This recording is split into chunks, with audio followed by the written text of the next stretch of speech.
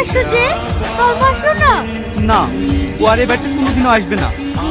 আমরা নাকি গরিব, আমার ছেলে নাকি ওর সকালে আর কিছু পূরণ করতে পারে না, তাই ওরা ডিভোর্স চাইছে।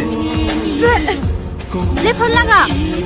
হ্যালো, আমি প্রেগনেন্ট। এসব তুমি কি বলছো? আমি সত্যি বলছি। তাহলে তোমার আম্মা আমাকে বলি যত তাড়াতাড়ি করে আমাকে বিয়ে করে দাও। না না, এখন বিয়ে করা যাবে না। তুমি তুমি আমার হাজবেন্ডকে চেনো নাকি? হ্যাঁ, ও আমার স্কুলে পড়ে। এখানে কি ব্যাপার? তুমি জানো না আমি এখানে কেন এসেছি? আমার সব শেষ হয়ে গেল রে। কাঁদিসনি, এখনো কিচ্ছু শেষ হয়নি। তুই তো এখনো ডিভোর্স পেপার পাঠাসনি। বলি বল, আমার বিশ্বাস ও তোকে ফিরে নেবে।